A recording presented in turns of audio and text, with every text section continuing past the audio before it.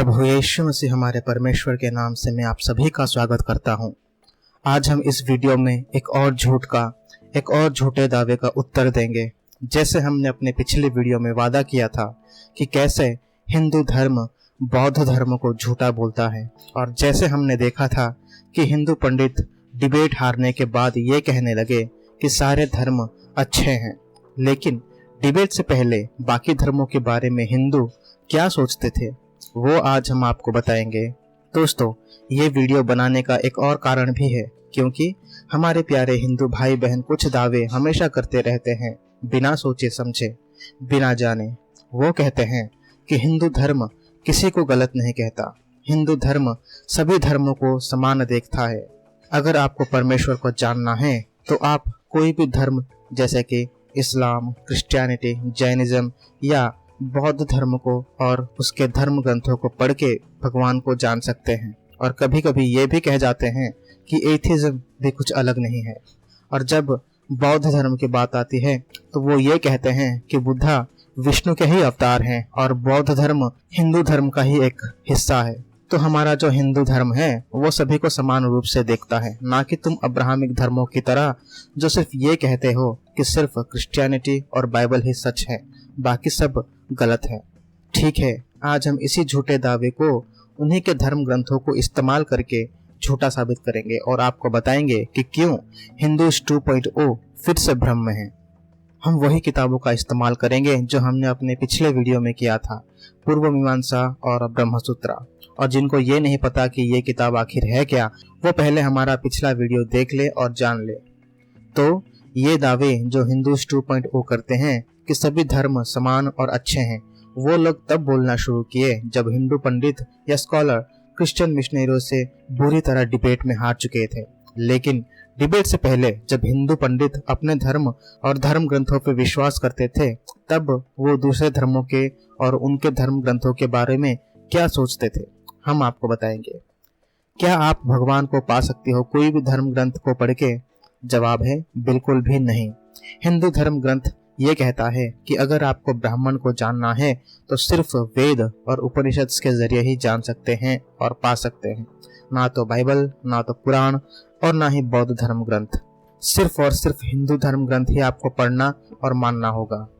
पूर्व पक्ष का सवाल, क्या कोई अन्य धर्म ग्रंथों को हम मान सकते हैं? जवाब मिलता है पूर्व मीमांसा सूत्र ऑफ जर्मनी 3 पदा 2 अधिकरण में। इसका टाइटल ही कहता है no authority belongs to the non Vedic scriptures, मतलब वेद ग्रंथों के अलावा किसी अन्य ग्रंथों को अधिकार नहीं दिया गया है। और इसको ट्रांसलेट किया है पंडित गंगानाथ झा ने। तो वेद ने कहा कि सिर्फ वेदों के जरिए ही आप ब्राह्मण को जान और पा सकेंगे, किसी और धर्म ग्रंथों से नहीं। और ये बिल्कुल वैसा ही है जैसे क्रिश्चियंस अपने बाइबल और मुसलमान अपने कुरान के बारे में कहते हैं कि हम सच है बाकी झूठ है। और ये बिल्कुल लॉजिक है, क्योंकि सच जो है वो अलग होता है। सच सच होता है और झूठ झूठ होता है। सच्चाई का नेचर ही है कि वो झूठ को ठुकराता है और झूठ से अलग होता है। इसमें कुछ गलत नहीं कि वेद कहता है कि सिर्फ वेदों के जरिए ही आप ब्राह्मण को पा सकोगे, क्योंकि उनके हिसाब से वो सच है। इसका मतलब वेद ये कहता है कि बाइबल, कुरान, बौद्ध धर्म ग्रंथ और जितने भी अलग अलग धर्म ग्रंथ है सब झूठे हैं। चलिए एक और सबूत देख लेते हैं। ये है तंत्रवर्तिका पूर्व मीमांसा, जिसे लिखा है कुमारिला भट्टा जी ने, और ये लिखा गया है श्री आदि शंकराचार्य से पहले।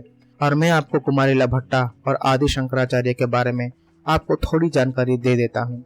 ये दोनों वो इंसान हैं जिनकी वजह से आज हिंदू धर्म भारत में जिंदा है और हिंदू लोगों की परसेंटेज 80% से ज्यादा है भारत में। जब सम्राट अशोका ने बौद्ध धर्म को अपनाया जंग के बाद, उसके बाद पूरा भारत बौद्ध धर्म को अपना रहा था और बौद्ध धर्म बहुत ही तेजी से बढ़ रहा था, क्योंकि सम्राट अशोका का साम्राज्य पूरे भारत को शामिल करता था। तब ये दोनों आए और इन्होंने वेदों के जरिए बौद्ध धर्म को झूठा साबित किया और हिंदू धर्म को बचाए रखा। तो मैं उन लोगों को कोट कर रहा हूँ जिन्हें कोई भी हिंदू पंडित या स्कॉलर सपने में भी रिफ्यूट करने की सोच भी नहीं सकता। तो कुमारिला भट्टा ने कहा है वॉल्यूम 1 में, जिसे ट्रांसलेट किया है पंडित गंगानाथ झा ने, Thus then we conclude that on account of their being composed of incorrect words and expressions, the scripture of the Buddha and etc. can never be held to be either a Veda or an eternal scripture, and hence in matters relating to dharma, which is amenable only to an eternal scripture, we cannot admit of the independent authority of Buddhist scriptures. तो सिर्फ वेदा से हिंदू धर्म ग्रंथ है, बाकी अन्य ग्रंथ जैसे बुद्धा के ग्रंथ उसको हम कभी नहीं मानेंगे। हाँ, अगर कुछ अच्छी चीजें वेदों के साथ मिलता है तो वो अच्छी चीज हम मान सकते हैं, लेकिन सिर्फ वेदास ही हमारा ग्रंथ है। और ये बात तो क्रिश्चियंस भी कहते हैं कि अगर आपके धर्म ग्रंथ में कुछ भी अच्छी चीज है तो हम मानेंगे, तब तक जब तक वो बाइबल के विरोध ना हो। और मुसलमान भी यही कहते हैं अपने कुरान के बारे में। चलिए, पूर्व मीमांसा के बाद अब बारी है ब्रह्मसूत्र की। आदि शंकराचार्य ने ब्रह्मसूत्र में एक पूरा अलग अध्याय लिखा है, जिसमें उन्होंने बौद्ध धर्म के शिक्षा को झूठा साबित किया। बिल्कुल लॉजिक है, क्योंकि बौद्ध शिक्षा हिंदू धर्म की शिक्षा से बिल्कुल उल्टा सिखाता है, और जो वेदों से मेल नहीं खाता वो झूठ है। ये है एक पाठ उस किताब का जहां बौद्ध शिक्षा को झूठा साबित किया है। खुद किताब खरीद के पढ़ ले। और सिर्फ बौद्ध धर्म को ही झूठा साबित नहीं किया, बल्कि जैन धर्म को भी झूठा साबित कर चुके हैं आदि शंकराचार्य ने। जैन लोगों को नंगे पुंगे लोग कह के संबोधित किया है खुद आदि शंकराचार्य ने। देखा दोस्तों, हिंदू धर्म के शंकराचार्य ने उस वक्त जैन और बौद्ध धर्म को झूठा साबित कर चुके हैं वेद और उपनिषद के जरिए। और आजकल के नए हिंदू ये झूठ बड़ी ही आसानी से कह देते हैं कि हिंदू धर्म सभी अन्य धर्मों को मानता है, जब वेद ये सिखाता है कि नॉन हिंदू झूठे हैं और इसमें आपको कोई तकलीफ नहीं। मगर जब हम क्रिश्चियंस या मुसलमान जब आपको ये कहते हैं कि आपका वेद झूठा है, सिर्फ हमारा बाइबल या कुरान ही सही है, तो आप लोग रोने लगते हो। ये झूठा आरोप लगाने लगते हो कि तुम अब्राहमिक धर्म सबसे नफरत करते हो। ये कहाँ का लॉजिक है भाई? हम कहे तो नफरत और तुम कहो तो प्यार। सिर्फ झूठ झूठ और झूठ आप लोगों के हर दावे में। सिर्फ दूसरों को बदनाम और नीचा साबित करने के लिए आप लोग इतना भी गिर सकते हो। मिसाल हो आप इस मामले में। कई सारे लोग ये वीडियो देखने के बाद ये कह सकते हैं कि तुम क्यों इस तरह की वीडियो बना के लोगों को धर्म के नाम पे बांट रहे हो। पहले जो हुआ था उसे भूल जाओ। अभी तो हम सबको अच्छा बोलते हैं ना। तुम भी एकता में रहो। जी हाँ दोस्तों, मेरा बिल्कुल भी मकसद नहीं है कि मैं अपने देश को धर्म के नाम से बांटूं, लोगों को अलग करूं। मैं खुद चाहता हूं कि हम सब साथ रहें और सत्य में रहें, लेकिन सिर्फ लोगों को अच्छा लगे इसी वजह से मैं सत्य को दबा दूं, सत्य ना बोलूं। बाइबल सिखाता है कि झूठ बोलना पाप है, आपको परमेश्वर से दूर करता है। और जब आप हिंदू ये बोलते हो कि हिंदू धर्म सबको अपनाता है, ये स्टेटमेंट तो बिल्कुल झूठ है। बल्कि आपका धर्म भी हमारे धर्म की तरह ये कहता है कि सत्य और झूठ अलग होता है। हाँ, लोग अपनाते हैं एक दूसरे को, और वो तो मैं भी करता हूँ और उम्मीद है आप सब भी करते होंगे। पर जब आप धर्म के बारे में वकालत करते हो और ये झूठ सबको कहते हो, ये तो पाप ही हुआ ना।